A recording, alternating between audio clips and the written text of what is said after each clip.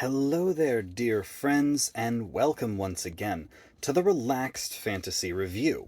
On this channel, we spend our time looking at fantasy of all sorts, from books to movies to video games, and applying the characters within into the tabletop game Dungeons & Dragons 5th Edition. Today, though, we're going to be looking at a core mechanic of D&D itself. Specifically, we're going to be having a look at a subclass of the Wizard. Specifically, the School of Enchantment. Enchantment magic largely comes down to mind control and charming individuals and changing their demeanor. Basically, giving people a different look using your magic. But what kind of powers does the School of Enchantment give to its wizards? As with all schools of magic in the wizarding subclasses, they have a savant ability, which I don't really take into account here, since it allows you to learn enchantment spells more easily. But every school gets it for their own spell list, so we're leaving it out for this.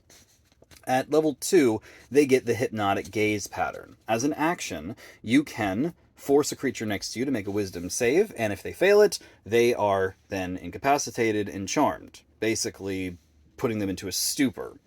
This has no limitation, you just have to use your action and be standing next to them. This is a very, very good lockdown ability, especially if you have bonus action spells you're trying to cast. You can use this using your main action and not have to waste your turn, and it really can make any enemy on the battlefield who you think will fail a wisdom save lock down at a very low level. It's a pretty powerful ability, and I give it a 9 out of 10.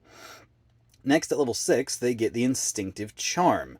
This allows them, if an attack is about to hit them, they can use their ability to redirect an attack against you. Basically, it allows you to cause the person to have to shoot another creature within 30 feet of you if they fail a wisdom save. It requires your reaction, but it's a nice defensive ability that a squishy wizard could really use to point attacks at other creatures. I give it an 8 out of 10.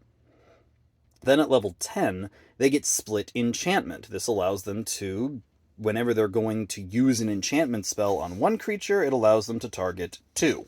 This effectively makes their enchantment spells twice as good, and is a decent power. I give it another 8 out of 10. Finally, at level 14 is the Alter Memory ability. Whenever you charm a creature, you can then have its memory erased or changed, similar to the spell Modify Memory, equal to 1 hour plus a number of hours of your intelligence modifier, which for a high-level wizard is probably 5, so that makes it 6 hours of memory that you can change or erase. This is an okay power. The problem is that it's incredibly circumstantial. You have to charm the creature, and then you have to have a reason to change their memory. I could see this coming into play like once or twice during a campaign as a major plot point. When it comes up, it'd be great, but it's not going to be something you do most of the time. And it's not going to be able to change the memory significantly, given that you're only allowed to change up to 6 hours. So I give this a 5 out of 10. It's circumstantial. It's heavily circumstantial. And overall, the Enchantment Wizard, I give an 8 out of 10.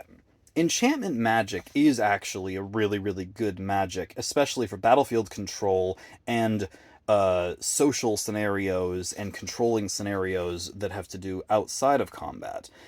But the powers that the school gives away from the regular spells kind of fall flat. That Hypnotic Gaze is pretty good, and for such a low-level ability, I give it high props, but other than that, it just feels like some of these were kind of thrown in there.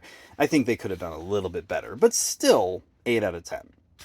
This has been the Relaxed Fantasy Review. If you enjoyed the video, please like and subscribe down below, and keep your eyes peeled for more subclass reviews coming down the line soon. Have a good one, my friends.